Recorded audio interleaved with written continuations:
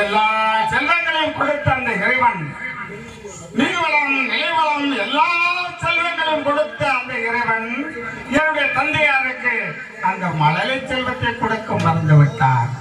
அதை மறந்து ஆண்டவனே எல்லா செல்வங்களையும் கொடுத்த நீ எனக்கு மட்டும் ஏன் இவ்வளவு சோதனை என்று எண்ணிக்கொண்டிருக்கின்ற வேளையிலே வேண்டாத தெய்வங்கள் இல்லை, செய்யாத ஆலயங்கள் இல்லை. அப்படி பலவிதமான ஆலயங்களுக்கு சென்று இறைவனை வழிபட்டதன் காரணத்தினால் நீண்ட நாட்களுக்கு பிறகு அடியேன் பிறந்தேனாம்.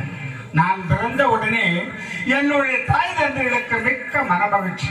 நமக்கு ஆண்டவன் நமக்கு வேண்டிக் கொண்டதற்கிணங்க அழகான ஒரு ஆண்மகனை தந்திருக்கிறான் என்ற மகிழ்ச்சியை ஆண்டவனை வேண்டி பிரார்த்தனை செய்து கொண்டிருக்கக்கூடிய நேரத்திலே எல்லா செல்வங்களை கொடுத்த இந்த இறைவன் என்னுடைய தந்தையாருக்கு அந்த மழலை செல்வத்தை பார்த்த உடனே அதே தீராத ஆசைகள், கண்கொள்ளா காட்சிகள், என்னை கண்ணை இவை காப்பது போலவே காட்சி தேடி வளர்த்து வந்தார்கள். அப்படி வளர்த்து வருகின்ற நேரத்திலே எனக்கோ கல்வி பருவமும் வந்துவிட்டது. கல்வி பருவம் வந்தவுடனே நல்ல ஒரு ஆசானிடத்தில் அணுகி நல்ல கல்விகளை போதிக்க செய்து யானையற்றம், குதிரையற்றம், மல்வித்தை, சிலம்பு விளையாட்டு இப்படி விளையாட்டுகள் எல்லாம் பயிற்சிக்க செய்து வருகிற நேரத்திலே என்னுடைய மாமனார் ஊராகிய மணிப்புரத்திலிருந்து எனக்கு ஒரு அழைப்பு வந்தது. அந்த அழைப்பை ஏற்ற நான் என்னுடைய மாமனார் ஊருக்கு விருந்திற்காக சென்றேன். நான் சென்று ஒரு வார காலம் ஆகிவிட்டது. ஆகையாலே ஒரு வார காலம் ஆனதுக்கு பிறகு என்னுடைய நண்பன் மெய்காப்பாளர் சுமால் ஓடி வந்து என்னை என்னுடைய தாயர்கள் அழைத்ததாக விவரத்தை நன்றாக தெரிவித்தார். அந்த விவரத்தை நன்கு அறிந்த நானும் என்னுடைய நண்பனும் என்னுடைய சொந்த ஊராகிய சாரபூரிக்கு வந்து கொண்டிருக்கிறோம். வருகின்ற நேரத்திலே நான் முன்பும் என்னுடைய நண்பன் பின்பும் அவன் முன்பும் அவனுக்கு பின்னாடி நான் பின்புமாக வந்து கொண்டிருக்கின்ற நேரத்திலே நானோ இங்கே வந்து விட்டேன். ஆனால் என்னுடைய நண்பனை காணவில்லையே, எங்கே சென்றிருப்பார்? இங்கு சத்தியவானாக தோன்றி நின்று கொண்டிருக்கும் அருமைக்குரிய மாமா புதுவையைச் சேர்ந்த KS சுந்தரமூர்த்தி அவர்களுக்கு சென்னை தென்னிந்திய திரைப்பட நடிகர் சங்கத்தின் செயற்குழு உறுப்பினருமாகிய அருமைக்குரிய அண்ணார் மாவடிக்கோட்டையைச் சேர்ந்த அருமை சக்கரவர்த்தி NK ரத்தனப்பா அவர்கள் 101 ரூபாய் அன்பளிப்பாக வழங்கியிருக்கிறார்கள். மேலும் அருமைக்குரிய சகோதரர் ரெட்டையாவளத்தைச் சேர்ந்த முன்னாள் சிரிப்பு நடிகருமாகிய அருமைக்குரிய அண்ணார் SKS முருகேசன் அண்ணார்கள் குடும்பத்தின் சார்பாக அருமைக்குரிய மாமா KS சுந்தரமூர்த்தி அவர்களுக்கு ரூபாய் 101 அன்பளிப்பாக வழங்கியிருக்கிறார்கள். எனக்கு அன்பளிப்பு வழங்கி பெருமைப்படுத்தி அருமை தம்பி ரத்தனப்பா அவர்களுக்கு என்னுடைய மைத்துனர், அதாவது ரெட்டையாளத்தைச் சேர்ந்த முருகேசன் மைத்துனர் அவர்கள் குடும்பத்தார்களுக்கும் நன்றி கலந்து வணக்கம். ஆனால் என்னை இந்த தம்பி ரத்தனப்பாவை சொல்வதை விட அவருடைய தாப்பனாருக்கு தான் நான் இன்னமும் நிறைய நன்றி கடன் செலுத்த வேண்டியிருக்கிறது. ஏனென்றால் என்னை இந்த நிலைக்கு கொண்டு வந்து நிறுத்தியவர் அமரர் கருப்பையா சேர்வைக்காரர் அவர்கள் இல்லை என்றால் நான் சிறு வயதிலேயே காடுகளிலே ஆடு மாடுகள் வைத்துக் கொண்டிருந்த என்னை இந்த நிலைமைக்கு கொண்டு வந்து நிறுத்தியவர் அண்ணாதைத்தான் சார். ஆகையினாலே நான் இன்றைக்கு உண்கின்ற உணவு அவர் போட்ட பிச்சை. அவர் இல்லை என்றால் நான் இந்த நிலைமைக்கு வந்திருக்க முடியாது. ஆகையினாலே அன்பளிப்பு கொடுத்து பெருமைப்படுத்திய அருமை உள்ளம் படைத்த இருவருக்கும் என்னுடைய கல்வியின் சார்பாக நன்றி கலந்து வணக்கம். ஒருவேளை எங்காவது மனிதனுமாய் சென்றிருப்பானா அல்லது வருகின்ற நேரத்தில் இந்த காட்டு பகுதியிலே கொடிய மிருகங்களிடத்தில் சிக்கி தவித்தாலும் தவிக்கப்படுமா காணவில்லை. இருந்தாலும் அவன் வருவதற்குள்ளே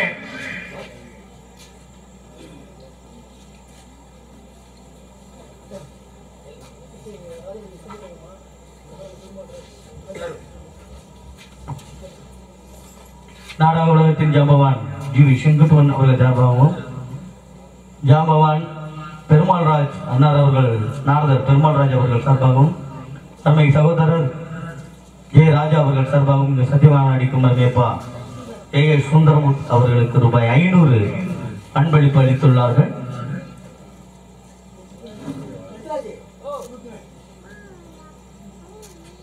எனக்கு 500 ரூபாய் அன்பளிப்பு வழங்கி பெருமைப்படுத்திய அருமை தம்பிமார்கள், என்னுடைய இடத்தை சார்ந்தவர்கள், அவர்கள் மூவருக்கும் என்னுடைய கையின் சார்பாக நன்றி கலந்து வணக்கம்.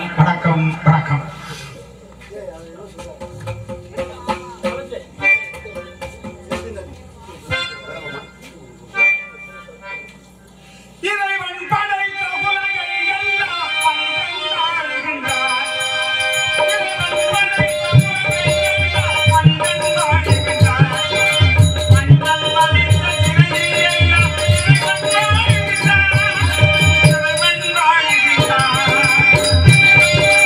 உலகை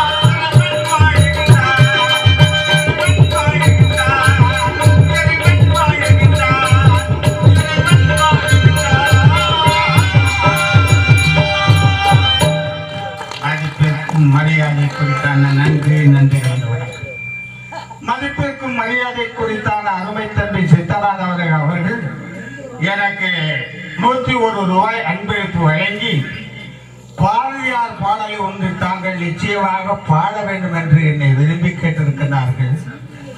அவருடைய விருப்பத்தையும் இருக்க வேண்டும். கடமை இன்னும் நிறைய இருக்கிறது. பாடல்களை எவ்வளவு வேண்டுமானாலும் பாடிக்கொண்டே இருக்கலாம். ஆகையினாலே அவருடைய விருப்பத்தை பூர்த்தி செய்வதற்காக அப்பாடலை பாடி என்னுடைய கடமை தொடங்குகிறேன். நன்றி. வணக்கம்.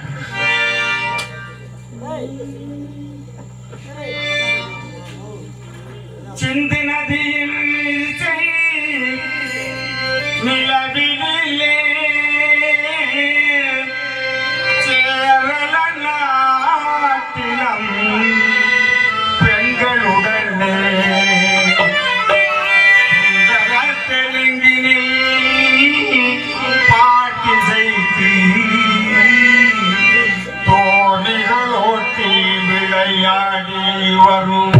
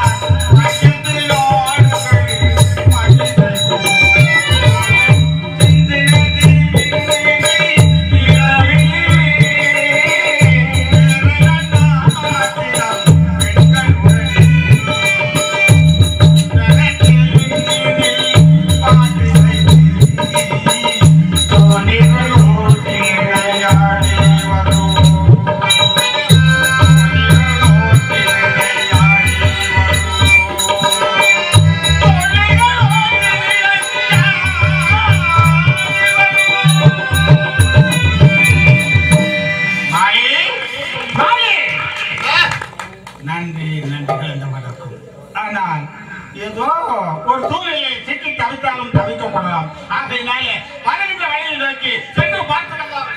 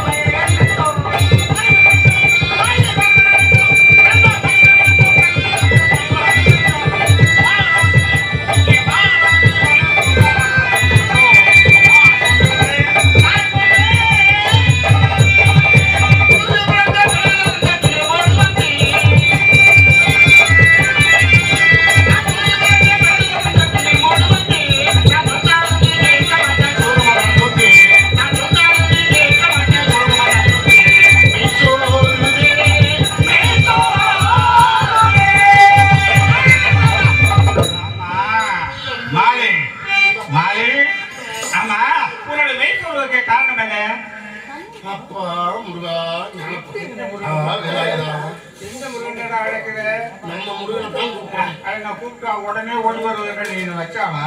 இல்ல அப்படின்னா நீங்க நினைக்கப்படாது. அதெல்லாம் முருகன் கூப்பிட்டோன்னு வருவார். அப்படியா? நினைச்சா வருவாரு. நம்ம முருகன் வருவாருன்னு சொல்ல வேண்டாம். நினைச்சாலே வருவார். நினைச்சாலே வருவார். நினைச்சாலே வருவாருன்னா நான் கூப்பிட்டோன்னு எவ்வளவு வேகம் வருவார். ஆமா ஆமா ஆமா. மெயின் சொல்றதுக்கு காரணம் கேட்டீங்க. ஆமா அதுதானே கேட்கணும். ஆமா அந்த காரணத்தை நீங்க கேட்டீங்கன்னா கண்டிப்பா அந்த காரணத்தை நான் சொல்லிக்குவேன். நான் கேட்கிறேன். நான் சொல்லல. நீங்க சொல்லுறா. நீங்க கேக்குறீங்க. நான் சொன்னேன் நான் கேட்கலாம். நீங்க சொல்லுங்க கேட்டா சொல்லலாம். நான் தான் கேட்டு கொடுக்கிறேன் சொல்ல வேண்டாமா? நான் மெயின் சொல்றதுக்கு காரணம். ஆமா இப்ப மெயின் சொல்றதுக்கு காரணம் நான் சொல்றேன். ஆமா இப்ப நீங்க வந்தது எதுல? குதிரைங்க. நீ வந்தது? நான் வந்தது குதிரையா நண்பா. அப்படின்னா அது குதிரை குதிரை குதிரை. அம்மா ரெண்டு பேரும் தானே குதிரையில வந்தோம். நண்பா நீங்க வந்தது குதிரை. ஆமா நீங்க குதிரையில ஏறி வந்தீங்க. ஆமா ஆனா ஏன் குதிரை உங்க குதிரை மாதிரி சாதாரணப்பட்ட குதிரையிலே கிடையாது. ஆமா என்ன அவ்வளவு விஷயம் மிகவும் விஷயம் இருக்கு குதிரை. அப்படி என்ன விஷயம்? நண்பா இந்த குதிரையில நீங்களே வந்தாலும் கண்டிப்பா வந்து மெயின் சோறு உங்களுக்கு. ஏண்டா என்ன காரணம்? அப்பேற்பட்ட விஷயம் முறைய குதிரை அது. அப்படி என்ன விஷயம்? இப்ப உங்க குதிரை எங்க வாங்குறாங்க? என்னுடைய குதிரை அரபு நாட்டில் வாங்கியது. உங்க தாங்களுடைய குதிரை அரபு நாட்டில் வாங்கியது. ஆனால் என்னுடைய குதிரை அதே மாதிரி இருக்க வேண்டும் என்பதற்காக அந்த மதுரை கோயில வாங்கி கொண்டு உனக்கு கொடுத்தாங்க. ஏன் அப்படின்னு கேட்டா தாங்களுடைய தந்தையாரை மற்றவர்கள் ஏளனமாக பேசிவிடக் கூடாது என்பதற்காக.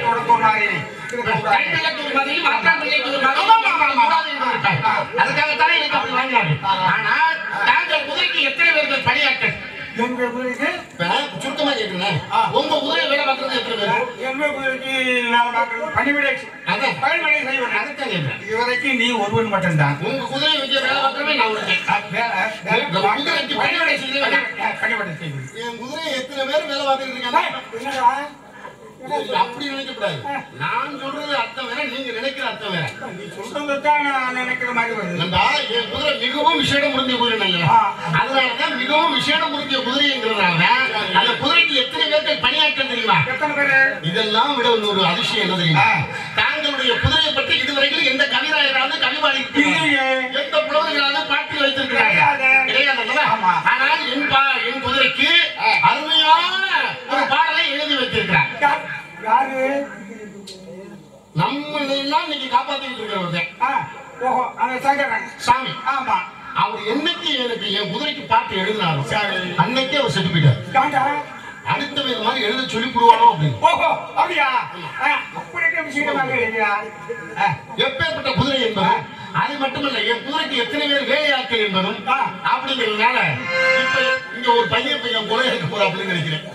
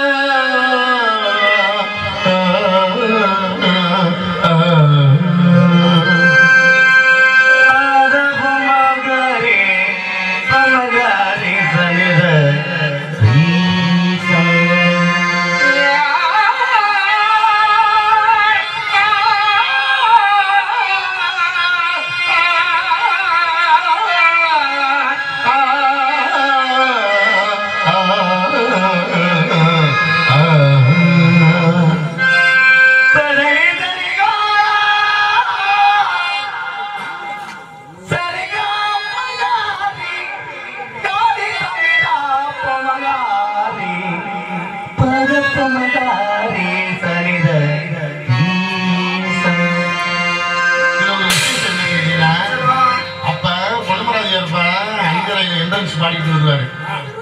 அப்ப கேசவன் ஒருத்தர் பெட்டிக்காரர் இருக்காரு, அங்குவிலாசன் தான் அதிகமா வாசிப்பார். அவர் என்ன பண்ணுவாரா, பாட்டு பாட மாட்டாரா, உங்களை மாதிரியே சுரங்களா வாசிச்சு பாடுவார். அந்த மாதிரி ஞாபகம் வந்துருச்சு. இப்ப நீங்க பாடுனது பார்த்தீங்கன்னா அந்த இதுதான் கிடையாது. நான் ராகம் பண்ணா நான் மாட்டிக்குவேன், புறம்பாடி நான் தப்பிச்சுக்குவேன்.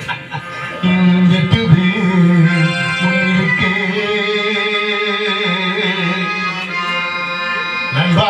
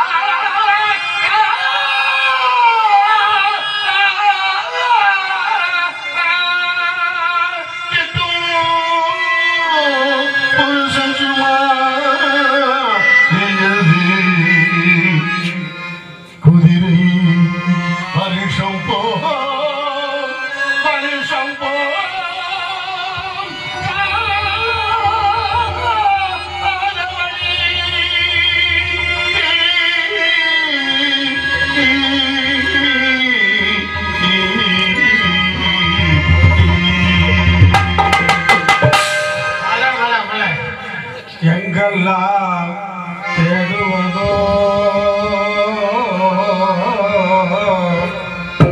முருகா,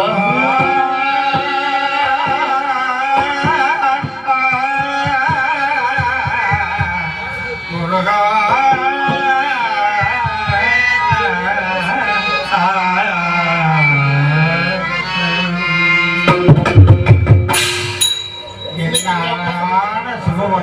இன்னைக்கு காப்பாத்துறது எங்கேயோ கொண்டு போய் கிடந்த ஒண்ணே இந்த நிலைக்கு ஆளாக்கியது அந்த முத்தான முத்து தாண்டா. அதுக்கு தாண்டா உண்மையிலேயே ஆரம்ப காலத்துல 1.5 கடை மேல பாட முடியாது.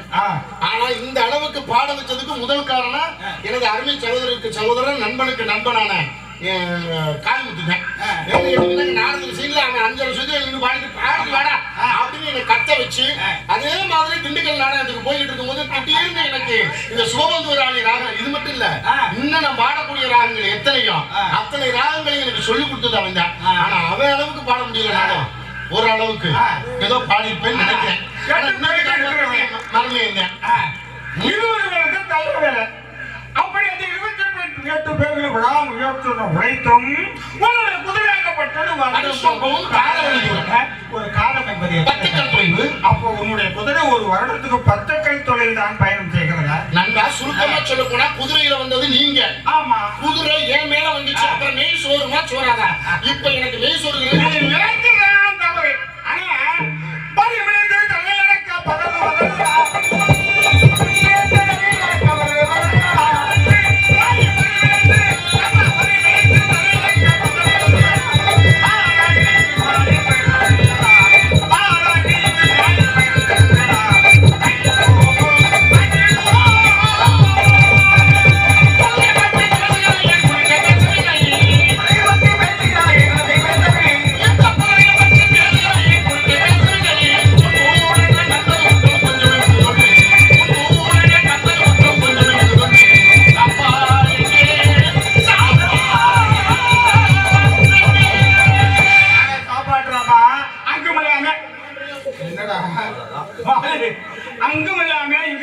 நடுவரையில வந்து ஓய்வெடுப்பதற்காக தங்கி இருக்கிறோம்.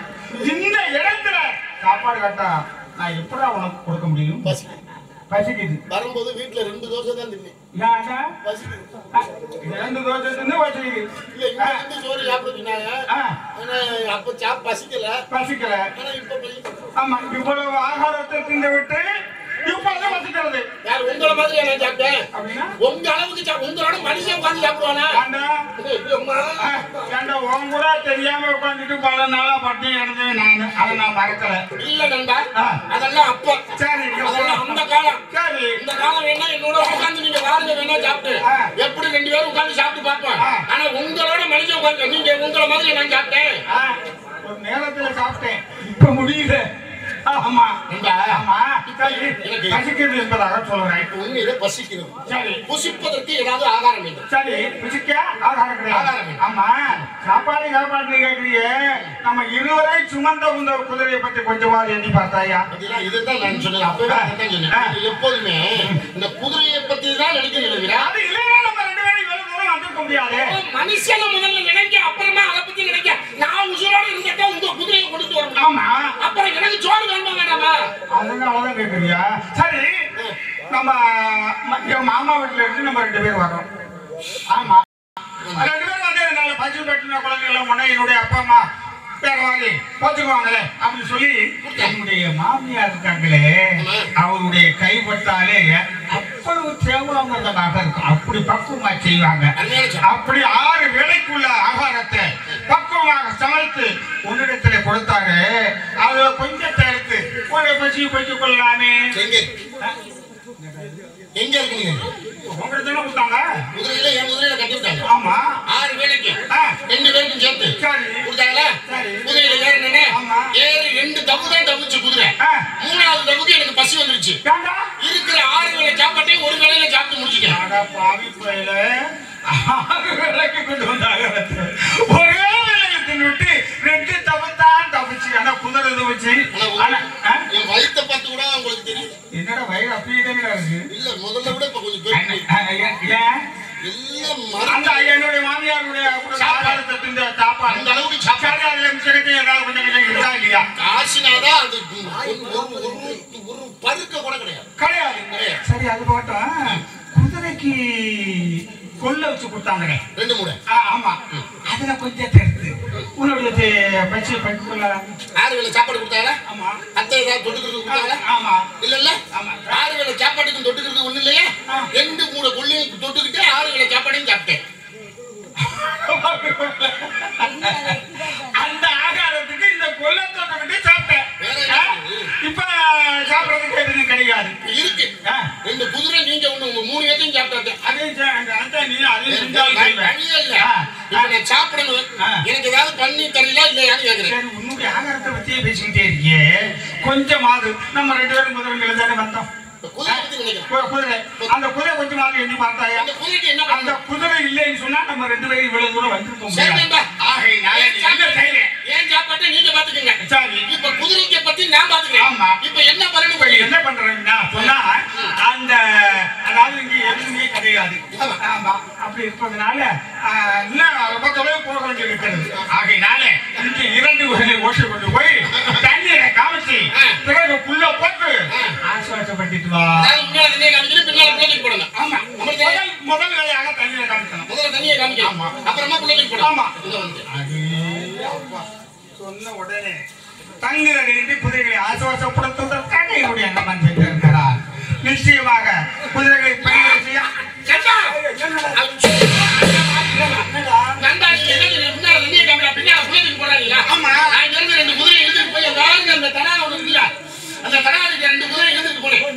நம்ம குதிரை வந்து என்ன பண்ணி தடாகத்துக்கு தண்ணியை குடிச்சு தண்ணிக்கு போய் இழுத்துச்சு. நான் என்ன சொன்னாரு தண்ணியை காமிக்க சொன்னாரு. அப்படின்னு 2 குதிரையை கூட்டி கொண்டு போய் இந்த குதிரை தண்ணி எனக்கு பாத்துக்க அப்படின்னு குதிரைக்கு தண்ணியை காமிச்சுட்டு குதிரை இழுத்து முன்னாடி மரத்துல கட்டிவிட்டு பின்னால புள்ளத்துக்கு போடுறேன். குதிரை புல் திங்க மாட்டேங்குது.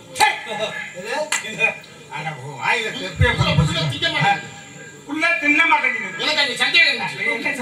குதிரைக்கு பின்னால புல் திங்குமா? இல்ல குதிரை பின்னால புல் திங்குமா? என்ன செஞ்ச குதிரை பின்னால புல்ல திங்குமா? குதிரை பின்னாடி புல்ல திங்குமா? முதல்ல என்ன செஞ்ச தண்ணியை காமிச்சு நீ தண்ணியை காமிச்சு அந்த இது வரைக்கும் குதிரை தண்ணீரை பார்த்தது கிடையாது. தண்ணீரை காமிச்சு சொன்னா நீங்க என்ன செய்வீங்க? தண்ணீரை குடிக்க செய்ய நீங்க என்ன தண்ணீரை குடிச்சா தாகம் நின்றுடும். தாகம் இருக்கிறப்ப யாருக்குமே சரியாக உணவருந்த முடியாது. அதை தண்ணியை குடிக்க வைக்கணும். குடிக்க வைக்கணும். அதன் பிறகு புள்ள போட வேண்டும். அதாவது முன்னாலே புள்ள தூக்கி போடணும்.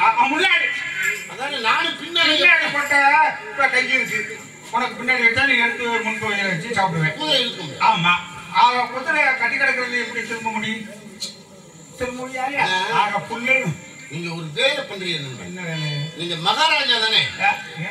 அது என்னோட சத்தியமா இல்ல நீங்க மகாராஜாங்கிறதுனால அப்போ ஒரு பேச்சு இப்போ ஒரு பேச்சு பேசுற மாதிரி பேசுறீங்க.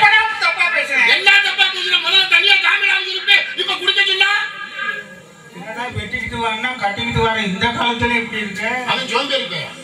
வெட்டிக்கிட்டு வேணா வெட்டிக்கிட்டு தான் வரணும். இப்ப தண்ணியை குடிக்க வச்சுட்டு பின்னால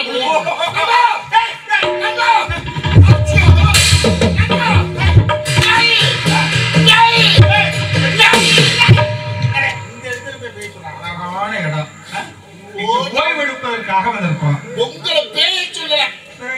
இந்த இடத்துல பேய். ஆமா பிசாசு. சொல்லாத இதெல்லாம் சொல்றேன். அடி அடியா அடி ஏற்கனவே அடிச்சு பிடிச்சா இழுத்துக்கிட்டு கிடந்தான். ஆமா அங்க தூக்கிட்டு ஓடுனாங்க. அதுல இருந்துதான் அதுக்கப்புறம் நீங்க அடிக்காம பேசாம அடி அந்த அடியே சொல்லல. அப்புறம் கையடி கூட்டி எந்திரிச்சிருக்காங்க.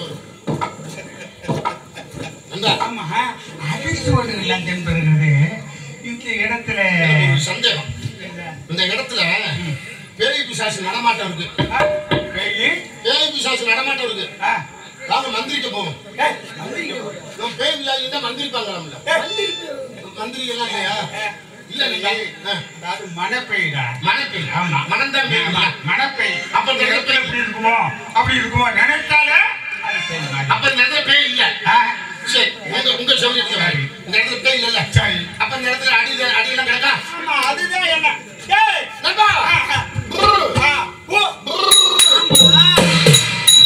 அடர்ந்த காலகம்.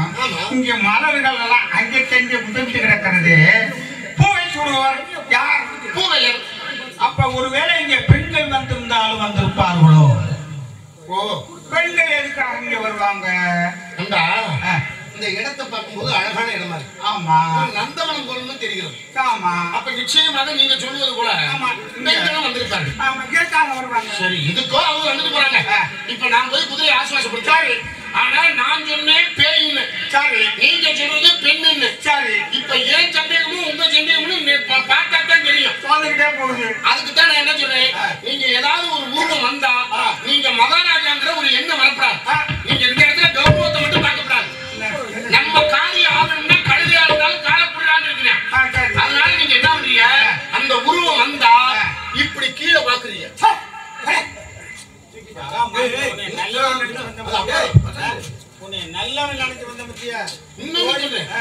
அப்படி கீழே பார்க்கும் போது ஏதாவது துணிமணி மறைச்சிருந்துச்சுன்னா அதை அப்படி தூக்கிக்கிட்டு பாக்குறீங்க.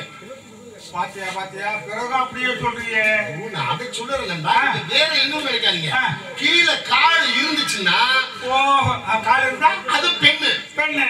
கால் இல்லைன்னா அது பேய். ஓஹோ, கால் இருந்தா பெண்ணு, கால் இல்லைன்னா நீங்க அந்த இடத்த மட்டும் பாத்துங்க. சரி, கீழே மட்டும் பாருங்க இருக்குதா இல்லையா. சரி, இருந்தா பெண்ணு, சரி இல்ல எதுவாக இருந்தாலும் சமாளித்துக் கொள்ளும் திறன் எனக்கு நிறைய இருக்கிறது. ஆகவே ஒரு சின்ன விண்ணப்பம். என்னப்போ விண்ணப்பம், வேற ஒண்ணும் இல்ல. இப்ப இந்த இடத்துக்கு பெண்கள் வந்திருக்கிறாங்க அப்படின்னு வச்சுக்கலாம். இப்ப நான் சொன்ன பேய் இல்ல, பெண்களாவே இருக்கட்டும். அப்படி பெண்கள் வந்திருந்தா ஒரு 90, 80, 100 வயசா இருந்தா நீங்க பாத்துக்கோங்க. ஒரு 18, 19, 20க்குள்ள இருந்துச்சுன்னா என்ன கூப்பிடுங்க? ஆமா, நல்லவனா இருந்த வாடா. இப்போ நல்லவன் இல்ல, சும்மா வாடா. நான் என்ன கெட்டவனா சொன்னேன். இவ்வளவு பெருந்தன்மை உனக்கு எப்படா வந்தது?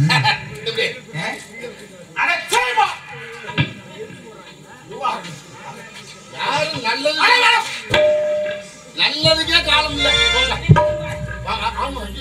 என்னுடைய நண்பன் குதிரைகளை ஆசுவாசப்படுத்துவதற்காக சென்று விட்டான். அவன் வருவதற்குள்ளே நாமும் சற்று நேரம் ஓய்வெடுக்க வேண்டும். என்ன செய்யலாம்? பார்க்கின்ற பொழுது அந்த இந்திரலோக கற்ப வனத்திற்கு ஒப்பாகவே இருக்கின்றது. இருந்தாலும் தனிமையிலே இப்படிப்பட்ட ஒரு இனிமை இருக்கிறது என்றால் இப்படிப்பட்ட ஒரு அற்புதமான இடம் அல்லவா வேண்டும். அதிலும் வகை வகையான மலர்களின் வண்ண நிறங்கள், கண்களை கவரும் காட்சி, எல்லாத்தையும் பல கற்பனைகளில் சித்தரித்தே காட்டிக் கொண்டிருக்கிறது. இருந்தாலும் இந்த இடமே இவ்வளவு அழகாக இருக்கின்ற போது இந்த இடத்துக்குரியவர்கள் இதை விட மேன்மையாகத்தான் இருக்க வேண்டும். இருந்தாலும் நாடகம் பார்த்து கொண்டிருப்பவர்களாம் என்னுடைய இனத்தை சார்ந்தவர்கள். ஆகையினால கிராமங்களாக இருந்தாலும் வேற மாதிரி எல்லாம் நம்ம செய்யலாம். இங்கே என்னை இங்கே அழைத்து வந்ததற்கு காரணம் நாடக பாடலை, சுவாமிகள் எழுதி வைத்த பாடலை கேட்க வேண்டும் என்பதற்காக இத்தனை பேர் இருக்கிற பொழுது என்னை அழைத்து வந்திருக்கிறார்கள். ஆகையினாலே அவருடைய எண்ணத்தை பூர்த்தி செய்ய வேண்டும். ஆகவே இந்த பெருமை என்ன சொல்லுவேன்?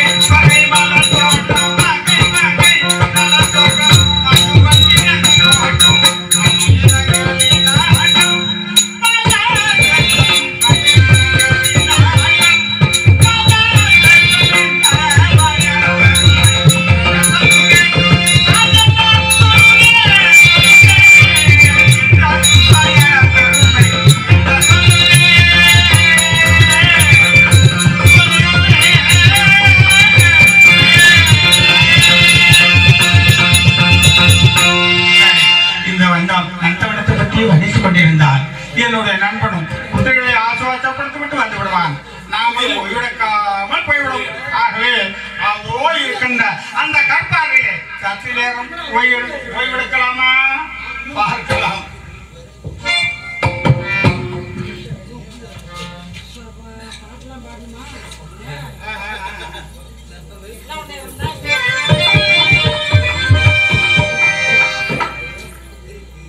போனா போன இடம் வந்தா வந்த இடம். இதே மாதிரி இருந்தா என்ன பண்றது? எப்போதான் நம்ம வந்த வேலையை முடிக்கிறது? அதனால என்ன பண்ணலாம், என்ன பண்ணலானே புரிய மாட்டேங்குது. வந்தாளுங்க கொடுத்தாளுங்க திரும்ப போயிட்டாங்க. திரும்ப வருவானுங்கன்னு பார்த்தா வரமாட்டேங்கிறாங்க. ஏதோ ஒரு சத்தம் கேட்குது. என்ன சத்தம்?